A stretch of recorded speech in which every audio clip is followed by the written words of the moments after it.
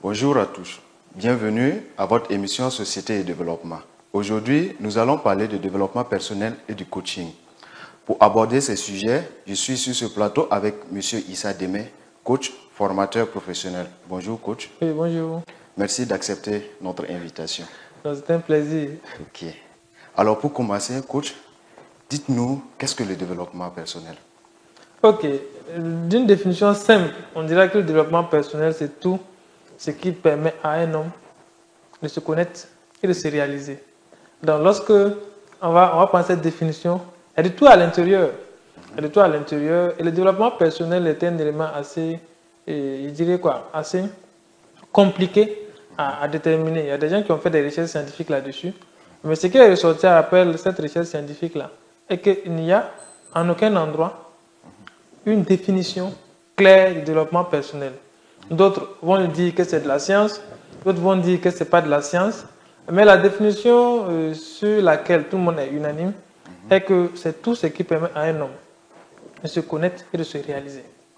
Donc, à l'intérieur, vous allez voir qu'il y a des neurosciences, à l'intérieur, il y a la culture africaine, à l'intérieur, il y a les découvertes scientifiques au niveau de la médecine, il y a les découvertes au niveau, en fait, tout ce qui permet de pouvoir aider une personne à se connaître et à se réaliser.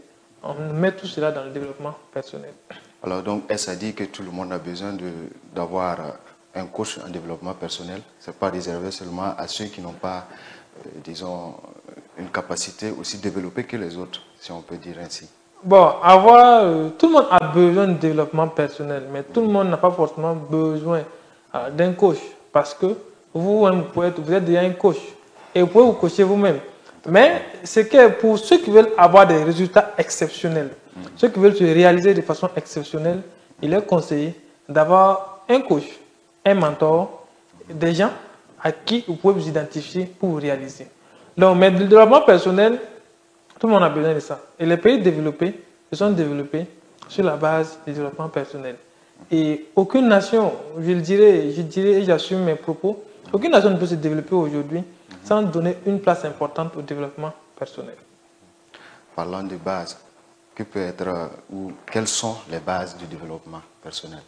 Les bases, je dirais quoi? C'est d'abord se connaître. Et c'est se connaître.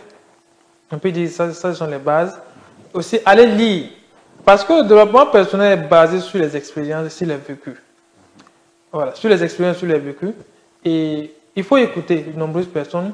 Aller écouter ceux qui ont réussi et aller écouter ceux qui ont échoué. Voilà, c'est ça le développement personnel. C'est pas qu'un jour on part à l'école, on part s'asseoir et on dicte, on fait un cours. Non, il y a des principes. Et le développement personnel se construit sur des principes et des lois universelles. Et quiconque applique ces principes et ces lois-là arrive au même résultat que ceux qui l'ont développé. Donc, ce qui veut dire que quand on dit base, allez lire, il y a des acteurs de développement personnel, il y a des documents dans le développement personnel. La première des choses, c'est d'abord la lecture, la participation à des conférences et à des séminaires, et également en partant écouter ceux qui ont réussi. En vous écouter, on peut dire que le développement personnel a une grande importance dans le développement d'un pays. Une très grande. Vous savez, les États-Unis se sont basés sur le développement personnel. Ils sont développés sur le développement personnel. Et lorsque vous lisez Napoléon Hill, il dit, et André Carnegie l'a demandé de prendre 20 ans de sa vie pour pouvoir étudier et mettre en place les lois du succès. Et ce sont des lois du succès qui ont été partagées dans toute l'Amérique pour permettre aux Américains d'être ce qu'ils sont. Donc, lorsqu'on parle de l'Américain et l'Amérique à l'Américain, ce n'est rien d'autre que les acteurs de développement personnel, les pratiques de développement personnel. C'est pourquoi vous allez voir que les pays où le développement personnel a pris de l'ampleur de façon exceptionnelle, vous allez voir que ces pays-là n'ont pas un retard de développement. Alors, ceux qui sont à la traîne, si vous voyez bien, vous allez voir qu'on prend les acteurs de développement personnel comme étant des vendeurs d'illusions, des gens qui... Non, ça n'a rien à voir. Les pays qui ont pris le développement personnel au sérieux sont à un niveau assez exceptionnel. Donc, pourquoi on parle d'un pays? Parce que lorsque on veut qu'un pays se développe, il faut que les individus même se développent. Pour que les individus se développent, il faut que les individus puissent se connaître. Pour que les individus puissent se connaître, il faut que chacun aille connaître ses valeurs, non seulement ses valeurs spirituelles, ses valeurs mentales, et également pouvoir utiliser les lois de la nature. Parce que nous ne sommes pas là au hasard. Nous ne sommes pas là au hasard. Il y a des règles.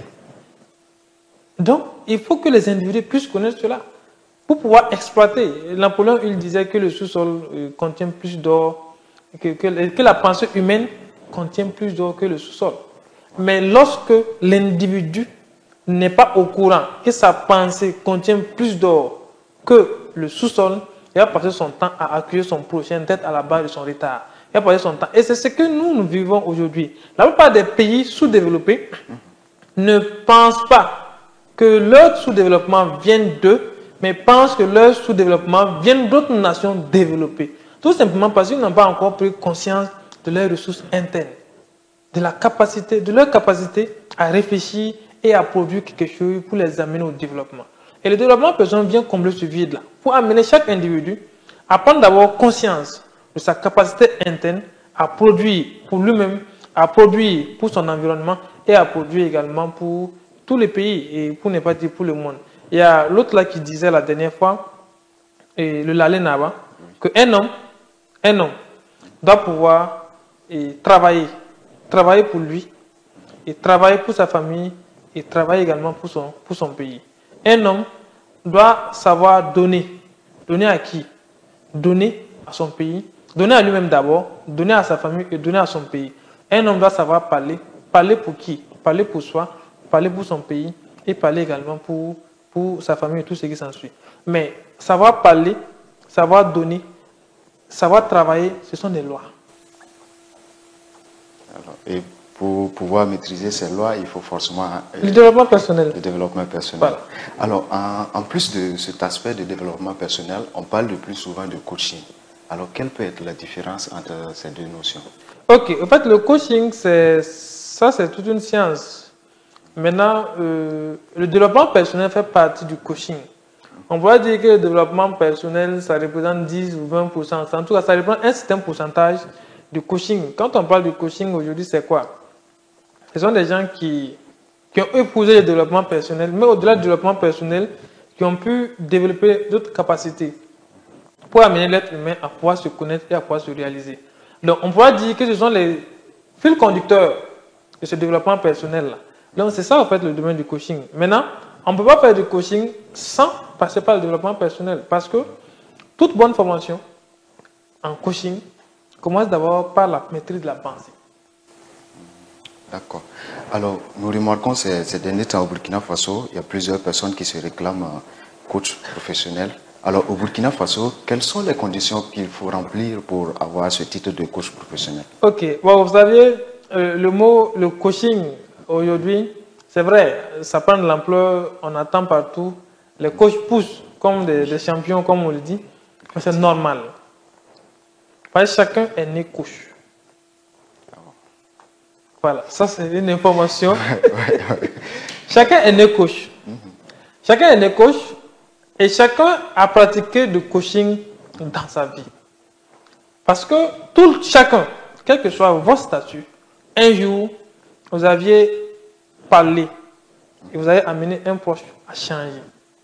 Vous avez parlé, vous avez donné du sourire à un proche.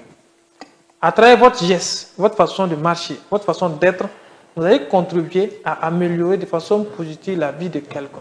Vous l'avez coaché. D'accord. Donc, mais pour être un coach professionnel, oui, il faut maintenant des outils. Tout le monde est né coach, mais il y a 3 types de coachs. À ceux qui sont coachs pour eux, à ceux pour leur famille, à ceux qui sont coachs parce qu'ils étaient confrontés à un problème et ils ont eu recours à une formation de coaching pour pouvoir résoudre ce problème-là. Mais il y a des gens qui font la formation pour être des formateurs, pour être des coachs professionnels de métier, comme nous le faisons. Nous l'avons fait comme un métier. Donc, pour pouvoir le faire, pour pouvoir appliquer, utiliser ce domaine-là comme un métier, là, il faut vous former, vous certifier. Parce que, comme la médecine, il y a un schéma, il faut faire un diagnostic, tout, pour aboutir à un résultat. Dans tout domaine, c'est pareil. Dans le domaine aussi du coaching, il y a aussi des outils que les coachs utilisent pour diagnostiquer les patients, pour trouver les problèmes, pour amener les patients à trouver eux-mêmes leurs problèmes et amener les patients à trouver leurs solutions. Parce que pourquoi on dit le coach, c'est quoi? Un coach, c'est quelqu'un qui intervient dans le ici et le maintenant pour résoudre un problème pour le futur. D'accord. Mais combien de temps dure cette formation pour sortir avec une certification? Certification. Il n'y a pas de temps. Il y a des gens qui font la certification en 2 semaines, d'autres le font en 45 jours, d'autres le font en 3 mois, d'autres le font en 1 année, d'autres le font en 2 ans. Tout dépend en fait, ce sont des écoles, on dirait que ce sont des écoles qui vont vous certifier, des structures qui vous certifient. Tout dépend de la capacité de cette structure-là et de ce que la structure compte donner comme outil à ce coach-là. Mais il faut dire que ce soit une certification de 2 semaines, une certification de 3 jours, une certification de 1 année ou de 2 ans, de 3 ans, la certification ne fera pas de vous un bon coach. Donc il faut d'autres... Il faut vous, votre propre personne. Tant que vous n'allez pas être dans la dimension d'un coach, tant que vous n'allez pas faire un travail personnel sur vous-même pour déterminer vos valeurs, vos qualités, vos défauts, vous connaître et être en mesure de connaître l'autre, vous n'allez jamais être un bon coach. Donc, ça veut dire après la certification, en fait la certification, je dirais quoi? C'est les outils, mais les outils qu'on vous donne, les outils on peut vous donner ça en 1 journée, en vous expliquant en 1 journée. Mais tout ce qu'on fait, ce sont des choses que vous pouvez aller vous-même chercher, connaître et mieux apprendre. Et le bon coach, c'est quelqu'un qui est dans le questionnement. Nous, l'élément qu'on utilise dans le coaching, c'est ce qu'on appelle la maïeutique socratique.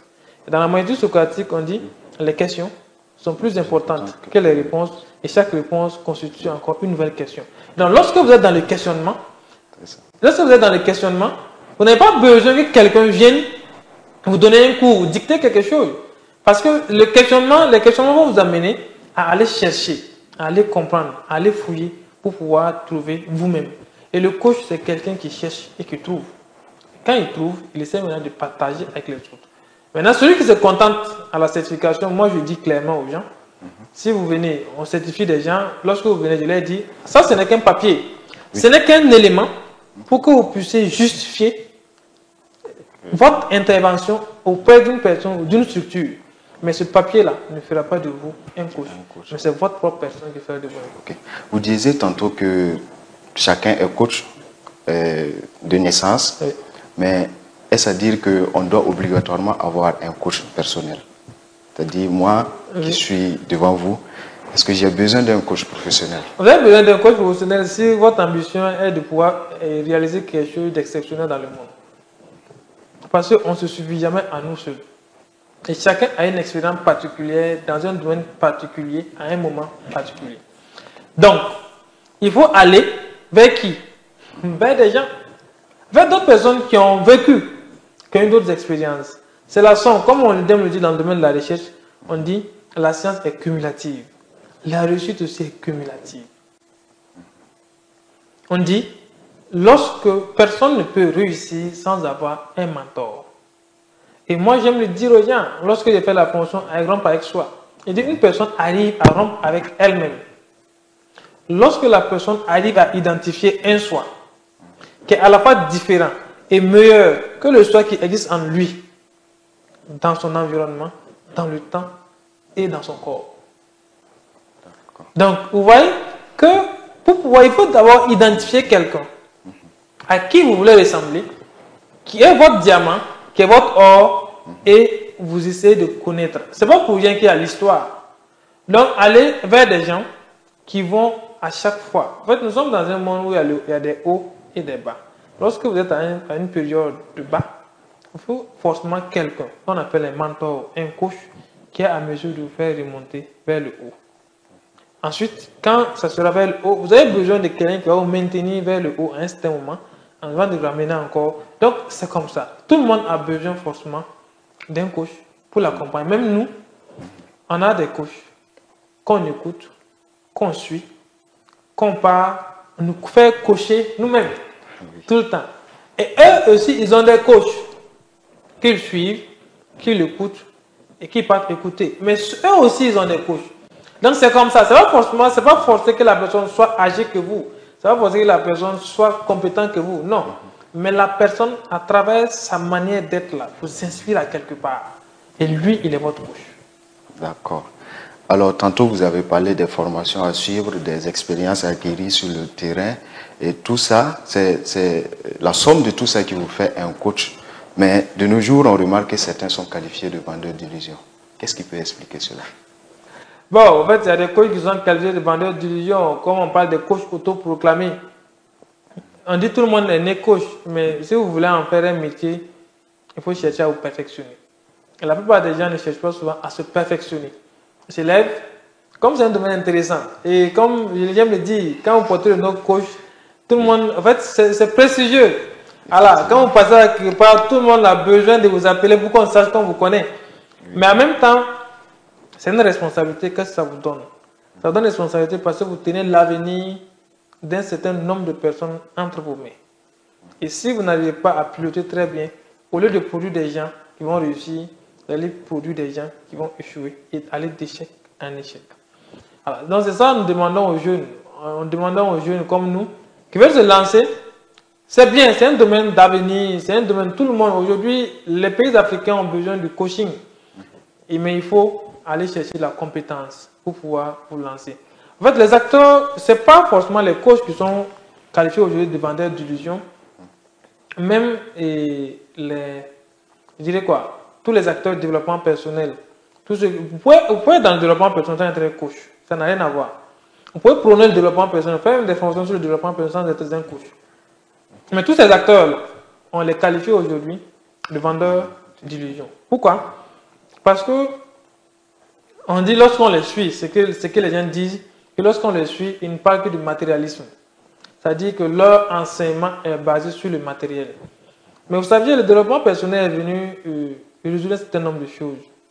Le développement personnel est venu dans un premier temps et nous permettre de pouvoir avoir accès à une tonne de connaissances qui était autrefois détenues par, je dirais, des médecins, des prêtres, par la mosquée. Est-ce que vous voyez? Par un certain nombre de personnes, par une minorité de personnes. Ce n'est pas pour rien qu'on dit que 1% de la population détient au moins 86% ou 86% de la richesse mondiale.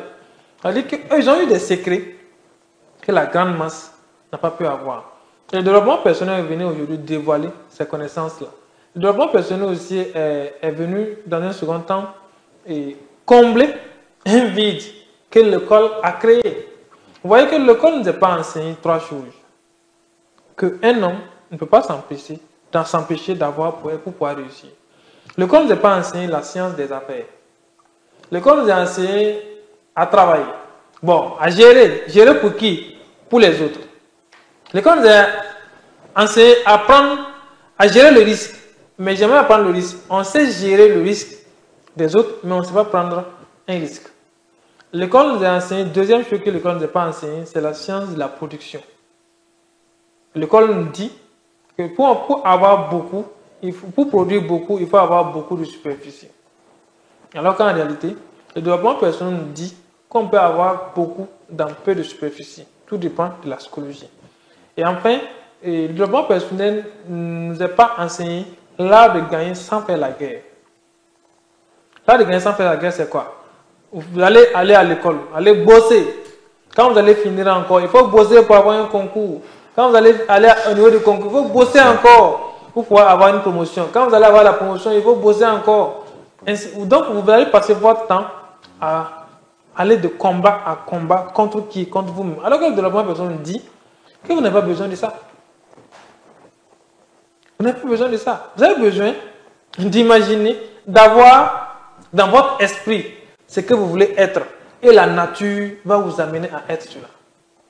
Et c'est ça, l'autre élément assez important, c'est que nous sommes sur terre pour vivre à la fois, pour nous épanouir mentalement, spirituellement, psychologiquement et dans toutes les dimensions. Nous sommes sur terre pour vivre la prospérité dans toutes ces dimensions.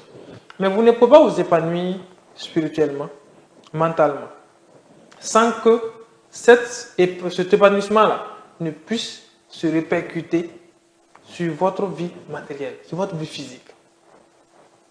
Donc, alors que nous, dans le développement personnel, ce qui n'est pas enseigné à l'école, L'école nous amène à être dans la prévision. Pour vivre une vie de quelqu'un qui a une voiture, il faut que vous ayez d'abord une voiture. Pour vivre la vie de quelqu'un qui vit dans une maison à niveau, il faut d'abord construire la maison à niveau. Alors que le développement personnel ne dit pas ça. Le développement personnel dit que pour avoir la voiture, il faut que vous vivez comme une personne qui a déjà une voiture avant que la voiture ne vienne.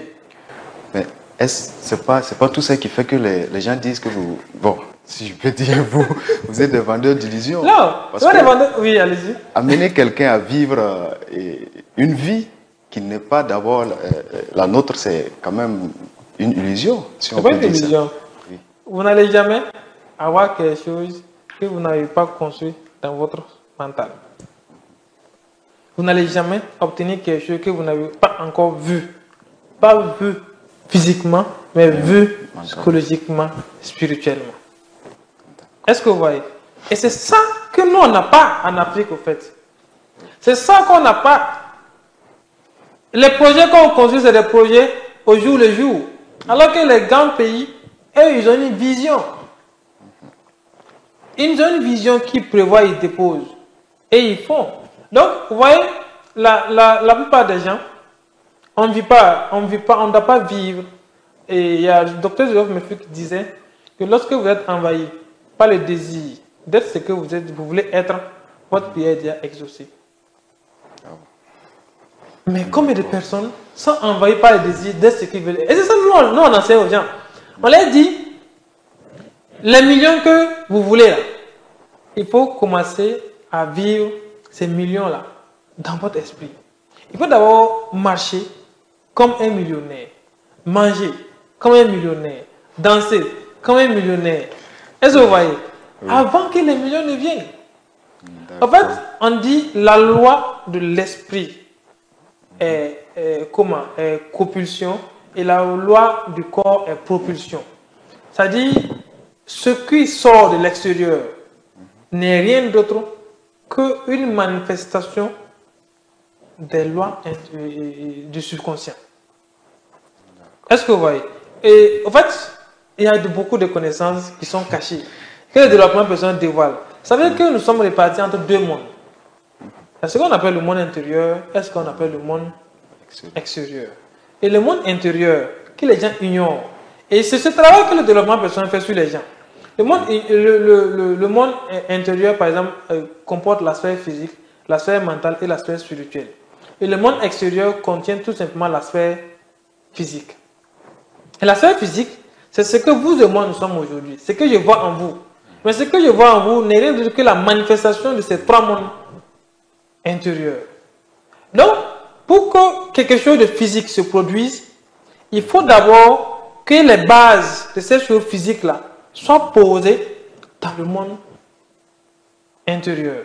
Vous êtes d'accord avec moi qu'une maison, quand on voit jolie à travers le haut, mais la fondation d'abord a été d'abord. Il y a un travail de soubassement qui a été fait avant qu'on ne voit la maison.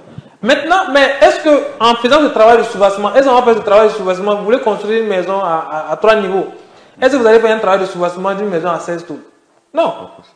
Donc ça veut dire qu'il faut d'abord vivre la vie de quelqu'un qui va vivre dans une maison à 3 niveaux. Et c'est ce que nous enseignons aux gens, en disant aux gens, allez visiter des voitures si vous voulez payer une voiture. Vous n'avez pas besoin d'avoir une voiture d'abord. Allez visiter des voitures. Entrez dans des voitures. Vivez la vie de quelqu'un qui a une voiture. Vous voulez demain signer des bons contrats. Allez-y manger à Cappuccino. Allez-y manger à la véranda. Allez-y manger. Voilà, sans faire de publicité. En fait, il faut vivre la vie des grands. On dit que ce sont les oiseaux de même plumage qui volent ensemble. Tant que vous ne rêvez pas, on dit pensez, imaginez et rêvez. Tant que cela n'est pas fait, vous ne pouvez pas atteindre un résultat exceptionnel dans votre vie. D'accord. Voici qui est bien dit.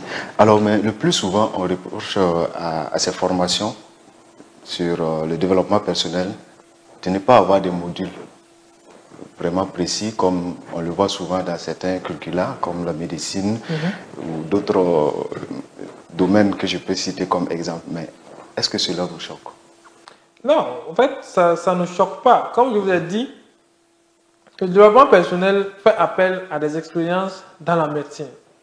Alors, bon, je dirais le coaching. On dit le coaching, quand on dit un coach n'est ni un médecin, ni un conseiller, ni comment on appelle, ni un philosophe, ni un psychologue, ni un psychanalyste. Le coach, c'est celui qui fait la synthèse de toutes ces connaissances. Il n'y a pas lieu d'élaborer vraiment disons, un programme. Si toutefois on programme une formation sur le développement personnel, il faut quand même qu'on sache d'où on a quitté et là où on s'en va. Vous saviez, bon, ça ce sont des pièges que les jeunes formateurs tombent dedans. Ce sont des pièges que les jeunes formateurs tombent dedans. Parce qu'ils disent, quand on dit je vais animer une formation en développement personnel, moi je dis toujours aux gens, la tâche la plus compliquée qu'on donne à un formateur, c'est de lui dire viens animer une formation sur le développement personnel. Parce que le développement personnel est vaste. C'est tellement vaste. Maintenant, c'est en fonction des objectifs que recherche. Voilà. Et celui que vous avez appelé, la structure que vous avez appelée, ou vous, en voulant organiser la formation. Par exemple, si je prends la PNL, la programmation neurolinguistique, ça fait partie du développement personnel. Mais la PNL, je peux l'animer un mois sans finir l'année. Est-ce que vous voyez? Si je prends encore le domaine des PPP, programmation préventive et plurielle, je peux l'animer un mois sans finir de l'animer. Donc, est-ce que vous voyez? Si je prends encore d'autres domaines, donc ça veut dire le développement personnel est carrément vaste. Si je prends le mental, je peux l'animer des mois. Si je vais travailler sur la pensée, je peux l'animer des mois. Donc, tout ça, ce sont des modules de développement personnel. Maintenant, en fonction du résultat que nous voulons, à la fin, on peut maintenant choisir un certain nombre de modules qu'on vient animer. Mais comme ceux qui nous appellent souvent pour animer les sessions de formation ne sont pas des techniciens du domaine. Donc, ils vous disent, venez animer une formation sur le développement personnel. Quand on vous dit comme ça, c'est à vous de demander quel est le résultat que la personne veut. Maintenant, la plupart du temps, vous allez voir que les formateurs assez expérimentés, quand ils lancent une formation et ils écrivent développement personnel, quand vous dites développement personnel, c'est accrocheur. Mais en bas, toujours, ils vont spécifier dans quel domaine du développement personnel. Parce que quand je mets formation et je mets PNL, programmation neurolinguistique, c'est ceux qui sont dans le domaine du développement personnel, peut-être qui ont déjà suivi une formation en coaching ou en quelque chose, qui sont en mesure de savoir que la PNL là, fait partie du développement personnel. Donc, pour amener les gens à comprendre qu'il s'agit d'une formation de développement personnel, on peut mettre formation de développement personnel, thème on met en bas, PNL, programmation neurolinguistique. Là, celui qui ne sait pas ce que c'est que la programmation neurolinguistique, c'est au moins que c'est quelque chose qui fait partie du développement personnel. Mais vous allez voir qu'il y a de nombreuses personnes qui ne spécifient pas ça. Ils écrivent seulement développement personnel et ils laissent. C'est comme l'entrepreneuriat aujourd'hui. Quand quelqu'un écrit formation en entrepreneuriat, c'est vaste. Qu'est-ce que vous allez venir animer en entrepreneuriat? C'est vaste. On peut aller de l'idée de l'entrepreneuriat. Comment trouver l'idée? Ça, c'est comme le jour où vous allez prendre pour animer.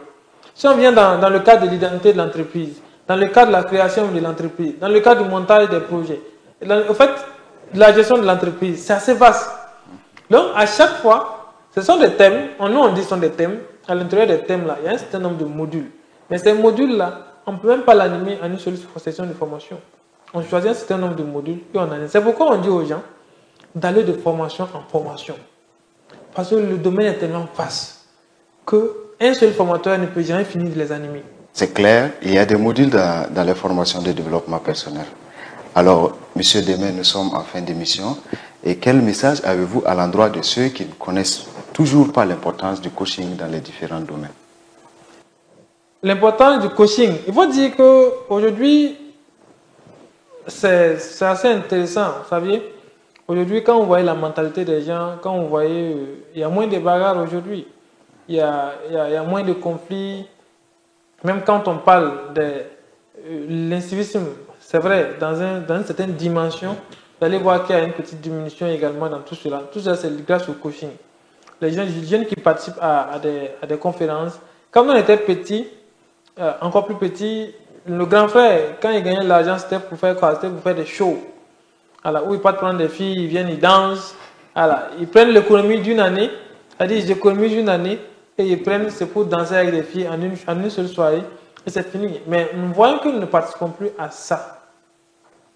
Qu'est-ce qui se passe? C'est-à-dire qu'il y a une révolution de la mentalité. Mais cette révolution-là, comme on le dit, il n'y a pas d'effet sans cause. La cause, c'est quoi? C'est en partie lié aussi au coaching et au développement personnel. Donc, ce qui veut dire que ce développement personnel aujourd'hui, le coaching a une place importante. Vous allez voir aujourd'hui, tout le monde veut entreprendre. Oui. Voilà. Quand nous, on était à l'université, il n'y avait pas un étudiant qui entreprenait et qui étudiait. Tout le monde se contentait des études. Mais aujourd'hui, quand je repars là où j'ai étudié, je vois que dans chaque filière, les gens sont assis sur les entreprises en étant étudiants. Mais c'est dû à quoi? C'est dû au fait qu'on a animé beaucoup de conférences. On les a amenés à comprendre qu'on peut entreprendre sans avoir quelque chose de si consistant. Ainsi de suite, jusqu'à ce que donc, aujourd'hui, pour dire que le développement personnel est quelque chose de bien, et que moi je le dis, il y a des pays qui l'ont déjà inclus dans leur curricula. Pourquoi nous aussi on ne va pas l'inclure? Voilà, on peut l'inclure à l'intérieur. Mais je tiens à dire aux gens aussi de se former. Se former, parce qu'il y a des connaissances cachées. Et quiconque arrive à avoir ces connaissances-là peut se réaliser facilement. Est-ce que vous voyez? Voilà. Il y a des connaissances très, qui vont nous amener à ne plus nous battre. Comme le disait le docteur Joseph Murphy, il dit, si vous attendez à quelque chose, que cette chose soit à l'inattendu. Ne vous demandez pas comment vos désirs se manifesteront. Lorsque ça doit se manifester, ça va vous prendre au dépourvu. Est-ce que vous voyez? Il dit les détails de comment. C'est-à-dire, lorsqu'on s'attend à quelque chose, il ne faut pas qu'on va se poser comment ça va venir. Vous voulez une voiture, ne vous demandez jamais comment vous allez avoir la voiture. Vous voulez une maison, ne vous demandez pas comment vous allez avoir une maison. Vous voulez une femme, ne vous demandez pas comment vous allez avoir la femme. Demandez-vous tout simplement pourquoi vous voulez la voiture, pourquoi vous voulez la femme. Et laissez le comment à la nature. On dit, laissez les détails du comment à l'imprévisibilité du champ quantique. Il sait quoi faire pour vous amener à avoir cette chose-là. Mais les gens ne comprennent pas ça. Et c'est ça que nous, on demande aux gens. De venir apprendre à développer leur esprit. Venir apprendre à développer leur côté spirituel. Venir apprendre les lois de la nature. Il y a des lois qui sont là. Donc, et ça, si ce n'est pas dans un cadre de développement personnel, personne ne va vous le donner. Ces lois sont écrites dans la Bible. C'est écrit dans le Coran. C'est détenu, pas même nos parents animistes, mais elles, on les donne à tout le monde. On ne les donne pas à tout le monde. Et dans le développement personnel, il n'y a pas de secret. On dévoile tout ça, on vous donne tout cela pour que vous puissiez être l'être que vous voulez être réellement dans votre vie. Donc voici le message que je tiens à donner aux gens. Ils n'ont pas se former et vous allez voir qu'ils vont vivre une vie paisible, une vie aussi remplie de bonheur, de prospérité et aussi de santé parfaite. Alors, on espère que votre message sera entendu et merci pour votre passage sur notre plateau et ces développements sur ces éclaircissements sur le développement personnel. Merci. Alors, c'est tout pour ce numéro de Société et Développement. Je recevais pour vous M. Issa Démé, coach formateur professionnel. Avec lui, nous avons parlé de l'importance du développement personnel et du coaching. Chers internautes, merci pour votre fidélité et à bientôt.